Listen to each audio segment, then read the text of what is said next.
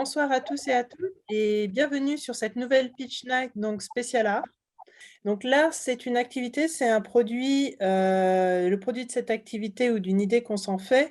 En fait, l'art, ça s'adresse à nos sens, à nos émotions, à nos intuitions et à notre intellect. Pendant longtemps, en fait, l'art a été, centré sur la religion. Ça a été, mais de plus en plus, en fait, l'art commence à devenir abstrait et donc finalement, l'art va éveiller nos sens et va permettre finalement de faire voyager, notre intellect, vers des idées nouvelles, vers des mondes nouveaux.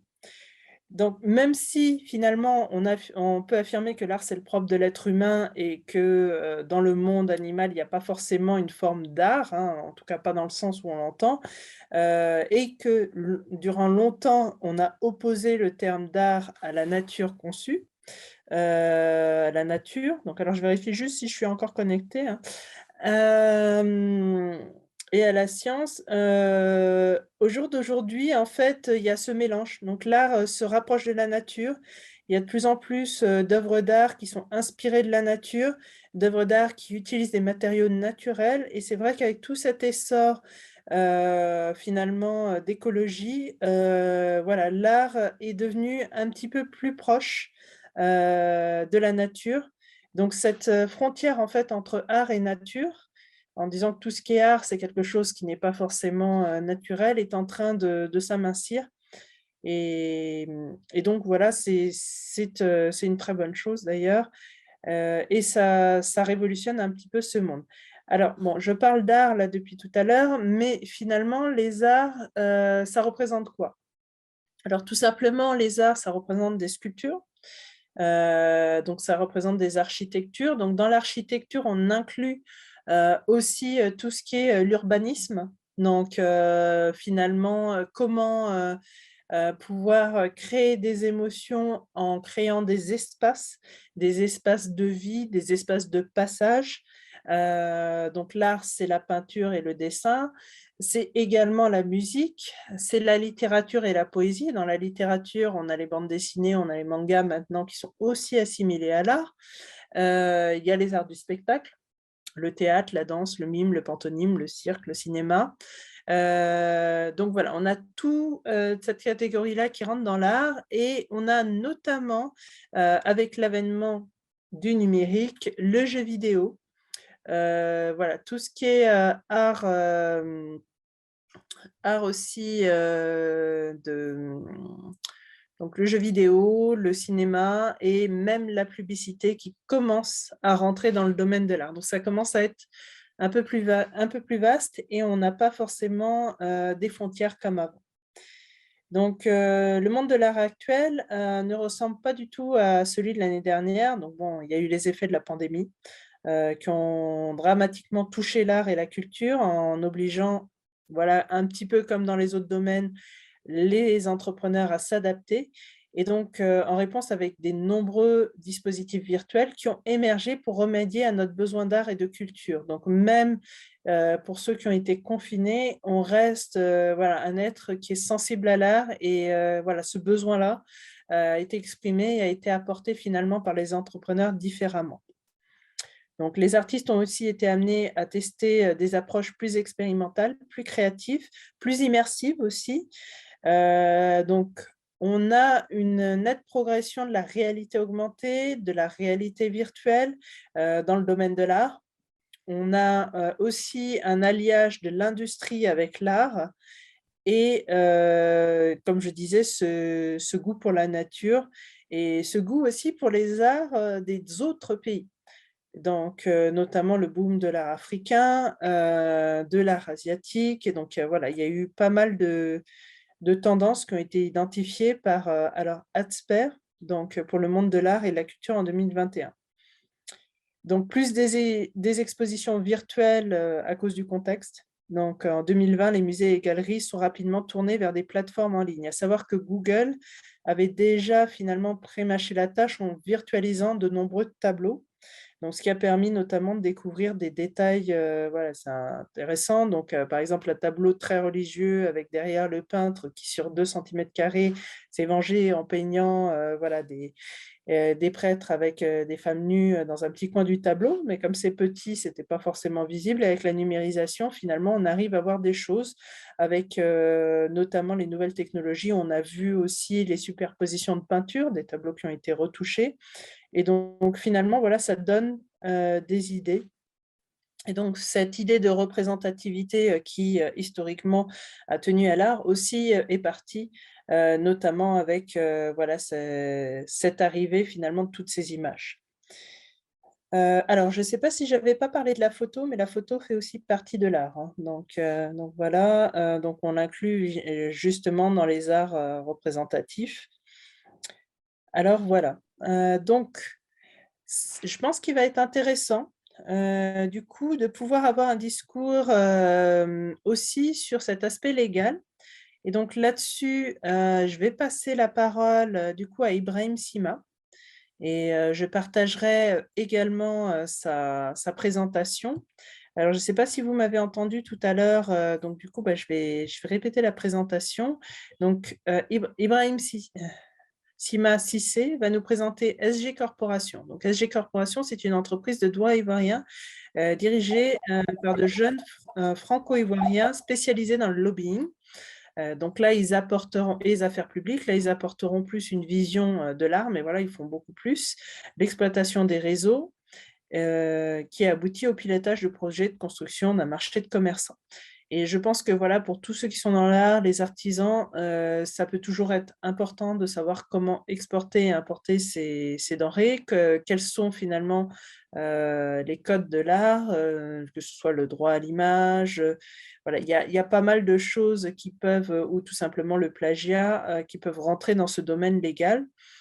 Et donc, alors, le slogan de SG Corporation, c'est Leading Success. Alors, je vais laisser la parole à Ibrahim Sima Cissé qui va nous présenter SG Corporation et je vais partager en parallèle sa présentation. Donc, Ibrahim, la parole est à toi. Bonjour à tous. Merci beaucoup pour l'honneur que vous nous faites de présenter aujourd'hui notre entreprise. Et d'entrée de jeu, je veux faire une précision. Je ne suis pas seul. Je suis avec mon collaborateur, Guillaume Kwame, qui est aussi cofondateur de l'entreprise. Donc, deux, nous allons vous présenter avec assez de détails l'entreprise et donc donner aussi les facteurs clés du succès de notre entreprise. Donc, SG Corporation est une très jeune entreprise, mais à fort potentiel. Nous avons l'idée de la création de l'entreprise est le fruit de la confiance dont nous avons bénéficié de la part de certains partenaires locaux et qui avaient conçu des projets pour lesquels ils ont bien voulu en fait nous concéder le pilotage. Et nous avons donc d'entrée de jeu diversifié nos différentes activités et les services que nous offrons. Donc, vous voyez sur cette slide-là, nous avons un panel de services que nous proposons, notamment l'ingénierie et la gestion de projet. Nous participons également à des levées de fonds, nous faisons du consulting, du commerce général, du BTP également, la vente de matériel de construction qui rejoint en quelque sorte aussi le BTP. Nous faisons aussi dans l'agro-business, l'agroalimentaire, également dans l'immobilier, la construction, je crois que c'est répété, la construction, le transport et la logistique, l'import et l'export, ainsi que de diverses prestations. Donc, nous avons bien voulu en fait élargir notre champ d'action pour ratisser large et participer donc significativement à la croissance de l'entreprise. Est-ce que vous pouvez passer à la slide suivante? OK. Là, vous avez l'un des cofondateurs, c'est Ibrahim Sima, qui vous parle actuellement. Spécialiste des relations internationales, j'ai capitalisé quand même pas mal d'expérience dans divers domaines d'activité, avec cumulé aussi divers postes de responsabilité Donc, ce sont des expériences aujourd'hui qui me valent en tout cas l'honneur de pouvoir diriger une entreprise. Et juste après moi, il y a Guillaume Kwame. Je ne sais pas si ça, je pense que c'est pas la dernière slide parce qu'on a fait des mises à jour. On a Ah, fait des mises à jour. c'est celle que j'ai reçue, malheureusement. Hop, je vais peut-être passer à la suivante. Ouais, sinon, ça fait plonger carrément mon collaborateur dans l'anonymat, hein. Ah oui, il n'y a plus sa photo. Ça, je veux pas qu'il m'en veuille pour ça. D'accord. Désolé, Guillaume. Je pense. On renverra sa photo, du Non, coup. c'est bon, continuez, hein, continuez, ça va. Ok, d'accord. D'accord. La voix pas très rassurante. On va passer à la slide suivante.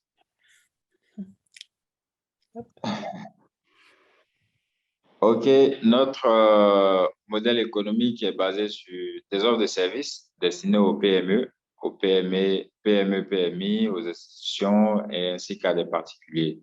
Et comment nous nous rémunérons? Nous nous rémunérons sur des taxes, des services que nous proposons, des produits et des services que nous proposons donc à nos clients, partenaires et potentiels clients. Vous pourrez passer à la slide suivante, s'il vous plaît. Quels sont nos objectifs? Déjà, nous avons euh, un retour sur investissement de 2 milliards de francs CFA, généré essentiellement sur le pilotage d'un projet de construction d'un marché dans la capitale économique d'Abidjan. L'une des villes qui est taxée comme une ville même surpeuplée, appelée Bingerville, qui est dans la périphérie de la capitale ivoirienne, Abidjan, à environ 15 à 20 minutes maximum de route. Ah, on a perdu le son? Oui. Désolé, j'avais reçu un appel. Ce projet était essentiellement destiné aux commerçants de la ville d'Abidjan ainsi que ceux de Bingerville, qui est à 15-20 km, 20 minutes de route d'Abidjan et même au-delà. Nous avons fait un constat très simple, c'est que la ville de Bingerville est devenue en si peu de temps une ville qui a accueilli plus que ce qu'elle devait recevoir en termes d'habitants. Et il s'est posé tout de suite un problème d'infrastructure, ou du moins l'insuffisance d'infrastructure pour nourrir, soigner, éduquer et loger la population qu'elle accueille. D'où la conception de ce projet de construction de marché là, qui a coûté en tout 2 milliards de francs CFA.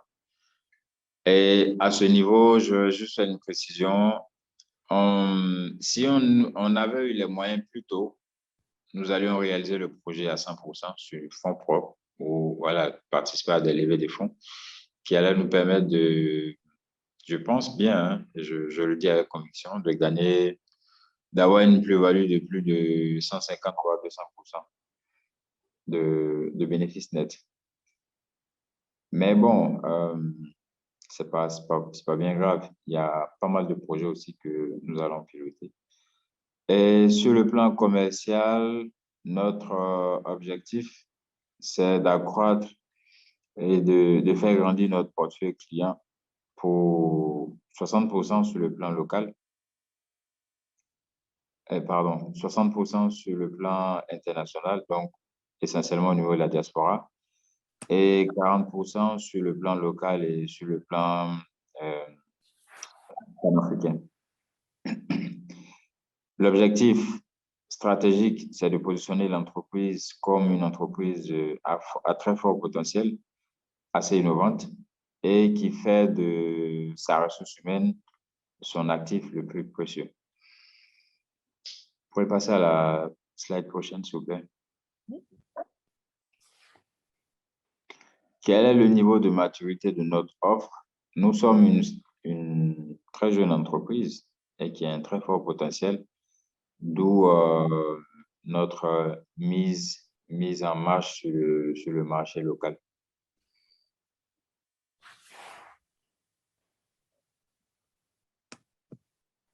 La prochaine fois. OK. Comment nous joindre? Nous sommes disponibles sur WhatsApp. Nous sommes disponibles par mail. Je pense que c'est les moyens les plus simples et les plus fluides aujourd'hui pour contacter une entreprise. Donc, le mail, c'est... voilà. Là encore, il y a eu des mises à jour, hein. Mais donc, je vais répéter le mail. Le mail, c'est plutôt contact@generalstrategygroup.com. On remplace carrément Ibrahim par contact et le reste, c'est bon. Generalstrategygroup.com. Le contact téléphonique, il y a le contact du cofondateur qui est sur Paris, Guillaume, que vous avez entendu tout à l'heure. Et il est également sur WhatsApp. Et moi, je pense que c'est mon numéro qui s'affiche là, le 225 07 48 55 00 84. Moi, je suis essentiellement basé sur Abidjan, en Côte d'Ivoire. Donc, je suis également disponible sur WhatsApp. Je pense qu'après, on pourra vous partager également le contact du cofondateur pour que, aussi bien à l'international que sur le plan national, on soit tous joignables. Donc, pour cette brève présentation, je voudrais déjà vous remercier pour l'opportunité que vous nous offrez de présenter notre entreprise. Et je reste déjà ouvert aux... Enfin, nous restons ouverts aux questions et suggestions, éventuellement, tout ce qui peut permettre de bonifier notre entreprise. Voilà, du coup, on a artdirect.com qui va être présenté. Donc, alors, j'avais dit Roland Ferrara, mais en fait, on m'a indiqué que ce sera Olivier Lurac qui va le présenter. Donc, alors, pour vous rappeler, donc c'est une plateforme d'artdirect.com qui a été créée pour aider les artistes et à se faire connaître et à vendre leurs œuvres d'art en ligne. Voilà, il s'agit d'un site mécène sans commission, sans frais, sans intermédiaire et sans engagement.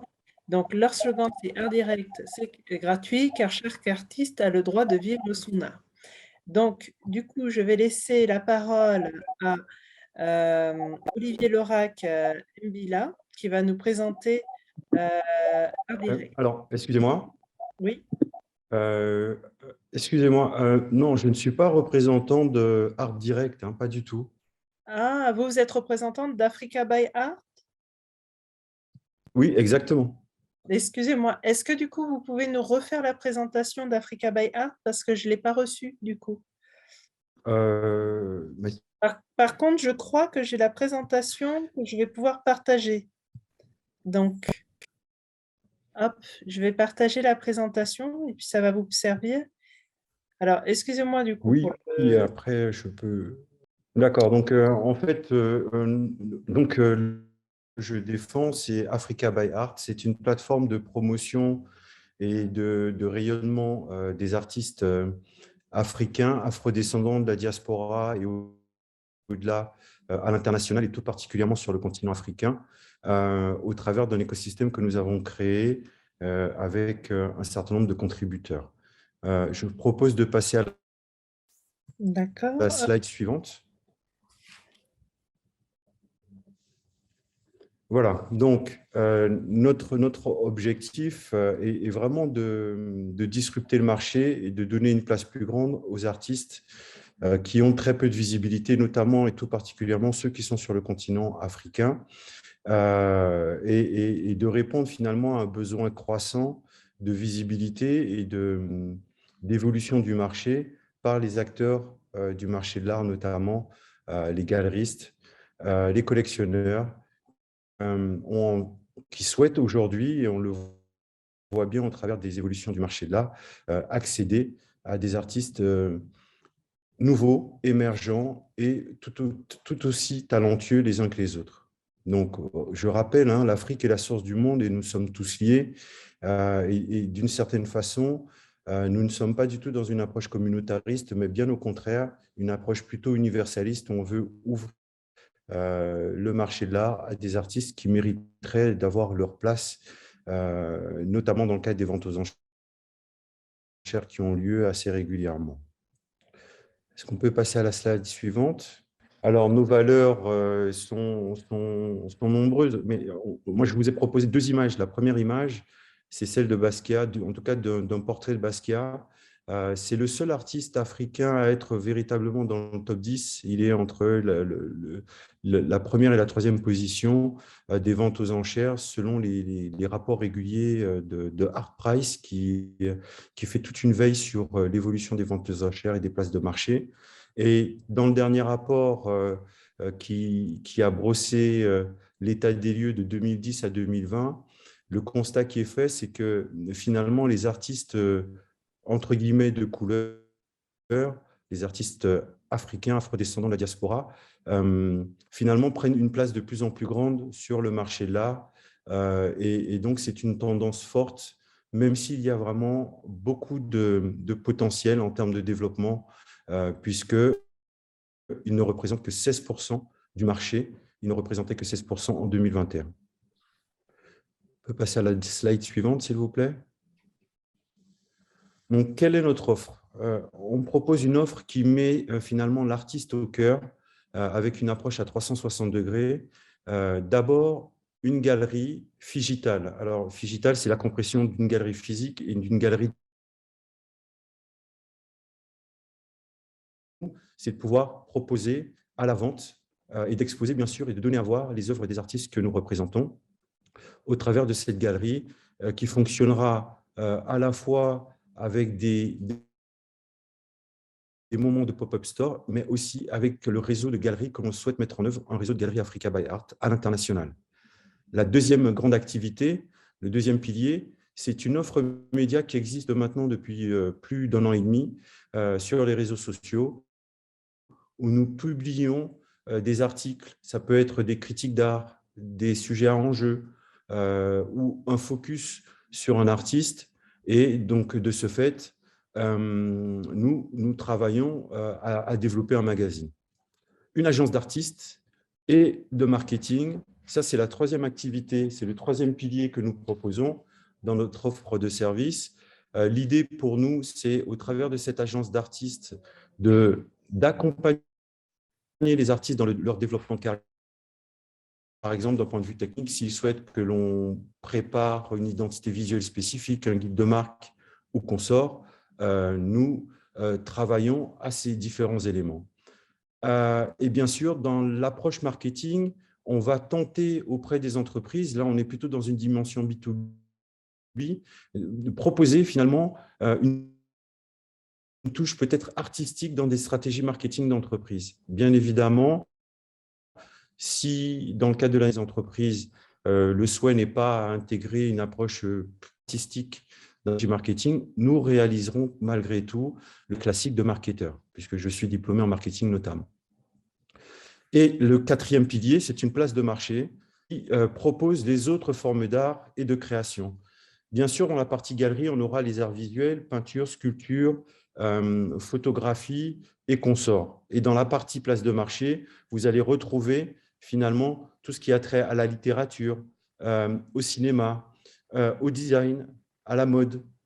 Et donc, au travers de cet écosystème, on propose véritablement un point focal à l'international où on peut toucher du doigt toutes les facettes liées à l'art et notamment à l'artisanat et à la culture. Donc, nous allons passer à la diapo suivante. Alors, rapidement, qui je suis, Olivier Lorac-Mbilia, j'ai un parcours plutôt dans la protection sociale. J'ai un master en ingénierie de la protection sociale,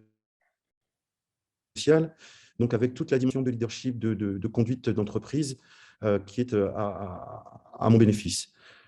J'ai notamment piloté un centre de dépenses hospitalières d'1 milliard d'euros par an et je maîtrise tout ce qui est pilotage de processus, pilotage de contrôle interne, pilotage de la performance et bien sûr toutes les dimensions de management. J'ai aussi occupé des postes de direction de projet, direction de la gestion client et j'ai managé plus de 200 personnes pendant ma carrière. Et finalement, ce qui m'a amené à créer cette plateforme, c'est une petite expérience personnelle. Un ami à moi a fait un héritage et a récupéré des toiles de Marcel Gauten et ces toiles étaient finalement par terre et époustouflés par la qualité des œuvres. Et on s'est dit, mais qui est ce Marcel Goten? Et on a commencé à faire ses recherches et nous nous sommes rendus compte, au final, que c'était un artiste qui avait une renommée internationale, qui avait exposé au Centre Beaubourg. D'ailleurs, il a encore une œuvre là-bas. Il a exposé dans le cadre des Magiciens de la Terre, qui était une exposition internationale. Et c'est à ce moment-là que j'ai aventure APACA, une association à l'époque de promotion d'art contemporain africain. Et on avait déjà fait le constat à l'époque du déséquilibre du marché et de l'absence de politique muséale forte en Afrique, du manque de visibilité et de la nécessité de faire bouger les lignes.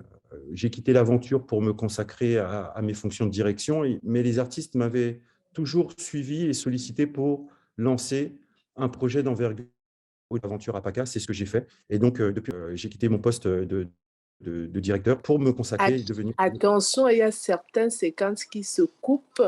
Ah, d'accord. Je vais parler peut-être un peu plus lentement pour éviter les coupures.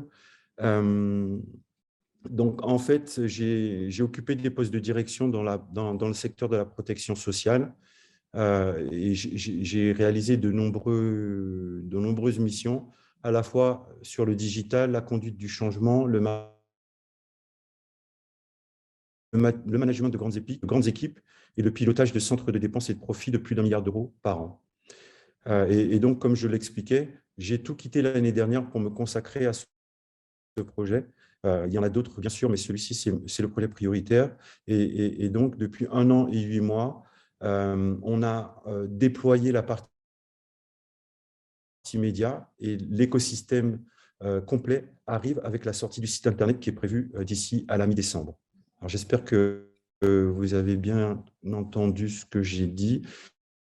Je vous propose de passer à la diapo suivante. Si on peut passer à la diapo suivante, s'il vous plaît. Ah, vous voyez pas le Merci. diapo?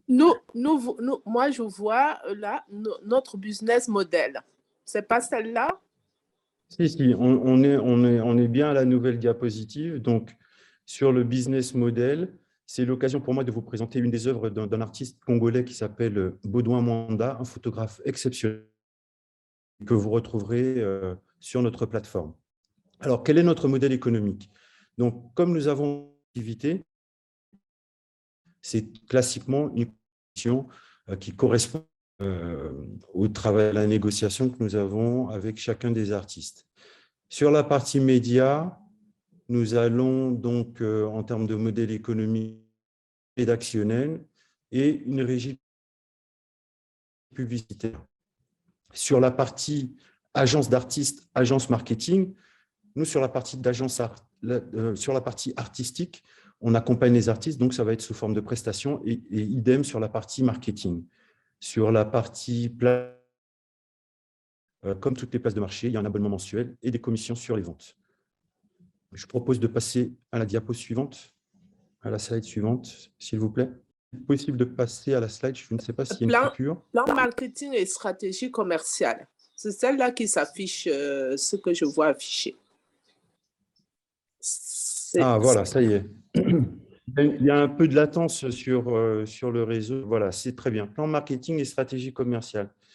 Donc, vous l'aurez, bien sûr, le B2C, le B2B, on oublie aussi l'organisation d'événements dans le cadre de contribuer au bien travail par le biais d'ateliers. On peut aussi travailler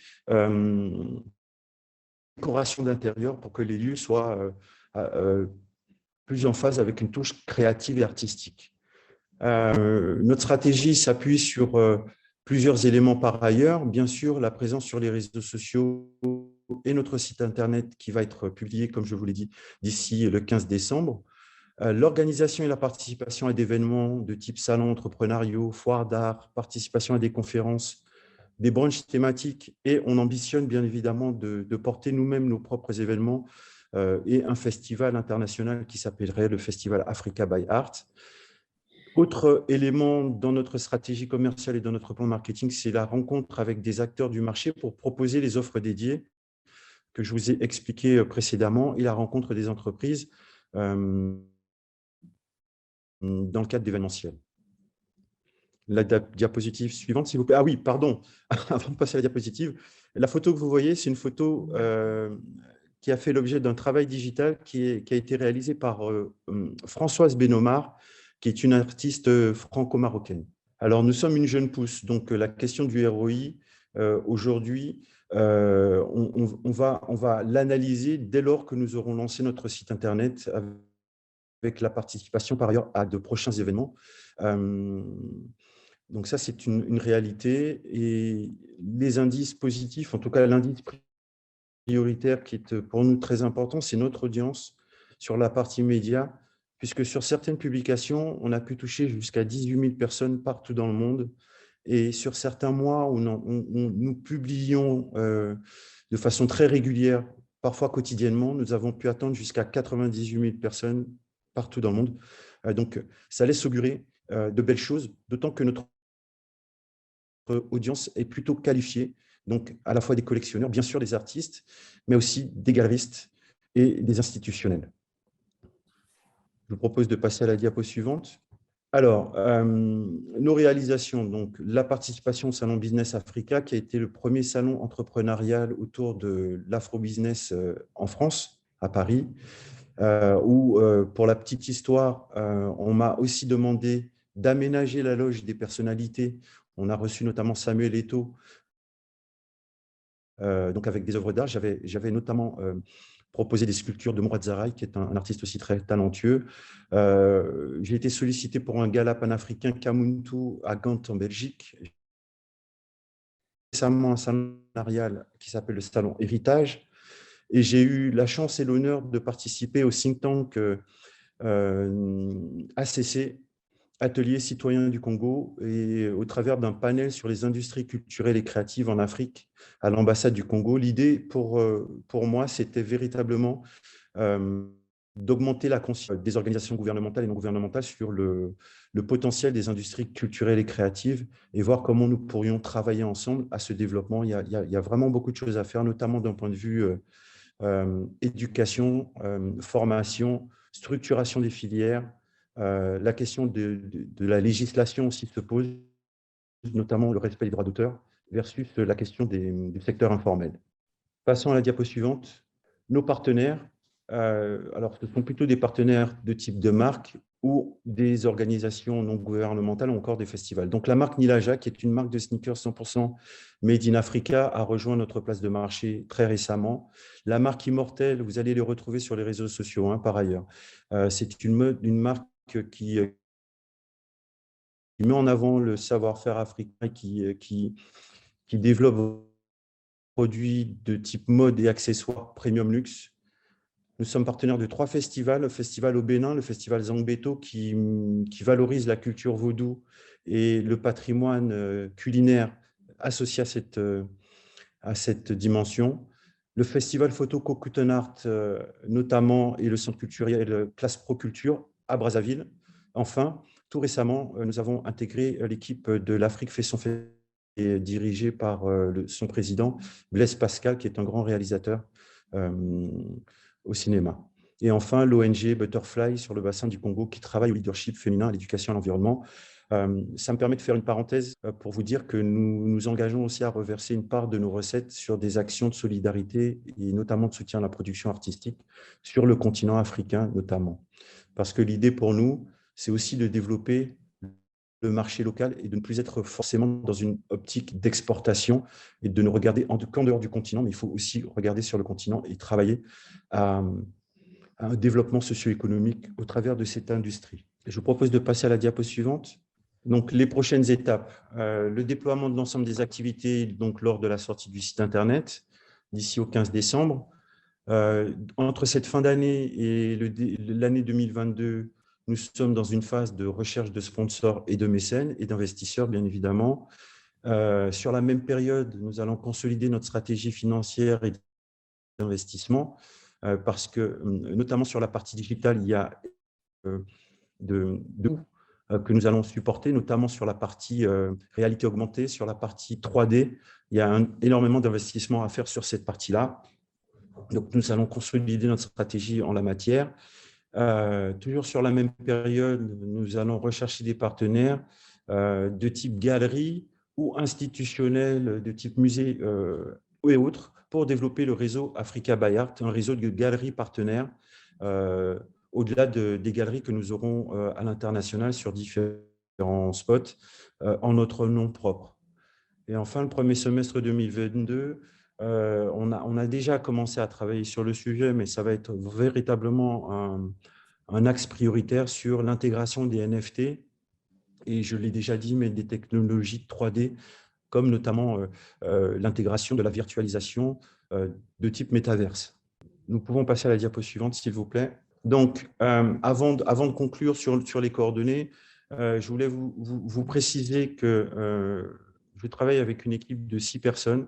Et j'ai voulu aussi, au travers de ce projet, mettre en avant les compétences aussi qui sont sur le continent africain et de ne pas être dans une dynamique où tout est piloté à Paris. Donc, je travaille avec un journaliste, par exemple, qui s'appelle Hamidou Idrissa, qui est au Niger, qui est nigérien. Je travaille avec un médiateur culturel qui est à Brazzaville, qui s'appelle Maxime Serkel. Je travaille aussi avec une artiste, mais qui est aussi historienne de l'art, critique d'art, qui a de multiples casquettes, qui s'appelle Ikram Ben Brahim, qui est en Tunisie.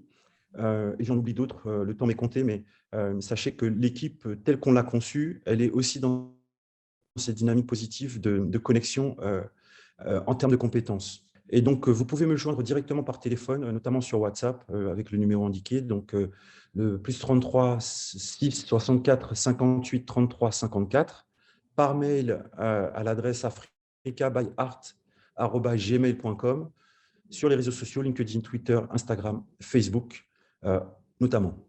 Et le mot de conclusion, c'est tout simplement que il faut absolument, à l'échelle internationale, changer le regard que l'on porte sur l'Afrique. Je pense que le prisme de l'art et de la culture est un prisme tout à fait intéressant. Et c'est pour ça que j'ai choisi ce nom Africa by Art avec 3 niveaux de compréhension. L'Afrique par le prisme de l'art, de l'excellence, du luxe et des talents et de la créativité. Phonétiquement, Africa by Art, c'est l'Afrique achète de l'art. Donc, on se pose aussi la question de comment développer le marché sur le continent africain, comment on développe aussi la politique musée, parce que l'UNESCO recense 39 000 musées partout dans le monde. Je ne vous cacherai pas que l'Afrique est le parent pauvre en termes d'infrastructures. Et s'il faut qu'on travaille au retour des œuvres sur le continent, il faut absolument qu'on travaille à des lieux qui puissent les accueillir dans de bonnes conditions. Donc ça aussi, c'est un engagement qu'on a, puisqu'on s'approche aussi des gouvernements pour travailler à ce type de sujet. Et la dernière signification d'Africa by Art, l'acronyme, c'est ABA, c'est abattre ce qui nous empêche d'être une espèce humaine, une et indivisible, mais riche de sa diversité. Je vous remercie de m'avoir donné l'opportunité de présenter ce projet. Et je suis tout à fait ouvert à toute discussion avec des potentiels sponsors, partenaires, mécènes et investisseurs. Alors, donc, merci à nos 2 pitchers. Donc, merci à Cissé, Ibrahim Sima et aussi à son partenaire Guillaume Kwame. Merci également à Olivier Lorac Mbila pour la présentation d'ABA, donc Africa by Art, qui était vraiment très intéressante. Et là-dessus, je pense que, voilà, Olivier, quand vous aurez des événements, n'hésitez pas à les diffuser parce que, voilà, vous écoutez, c'est juste un plaisir. Je pense que, voilà, sur l'art, il y a vraiment pas mal de choses et voilà, tout cet aspect aussi numérique qui a le vent en poupe via la crise et finalement ce boom de l'art africain, voilà, c'est des choses qu'il faudra peut-être élaborer au sein d'un autre événement. Alors, en tout cas, voilà pour ce soir, on va terminer là-dessus. Par contre, on se retrouve lundi prochain pour une autre discipline. Et ce sera quoi la discipline du coup, Idéali, lundi prochain? Alors, je vais regarder également, sur notre site internet pour voir la discipline de la semaine prochaine. Alors, au clair. Donc, je vais sur le site, je vais partager, comme ça vous allez suivre avec moi. Donc, vous avez eu de toute façon, voilà. Alors, donc, Idéali n'a plus de micro, mais elle vient de me répondre dans le chat. Donc, vous avez eu de toute façon le questionnaire qu'Idéali a fait passer pendant ces 2 pitchs. Donc, n'hésitez pas à évaluer la start-up, à nous faire tous les retours, qu'on puisse les transmettre à la start-up. Et donc, voilà, ce que disait Idéalis, c'est que finalement, la semaine prochaine, nous nous retrouvons donc le lundi 13 décembre pour une Pitch Night spéciale édition. En tout cas, un grand merci aux participants, un grand merci également à nos pitchers. Et puis, voilà, un grand merci aussi aux internautes qui nous verront par la suite. Donc voilà, n'hésitez surtout pas à commenter, à faire vos retours, voilà, que ce soit des propositions d'associations. Vous avez 2 entreprises qui sont jeunes et qui cherchent à croître, donc n'hésitez pas à venir nous contacter. Alors, bonne soirée à tous, et puis on se dit à lundi prochain pour la Pitch Night spéciale édition.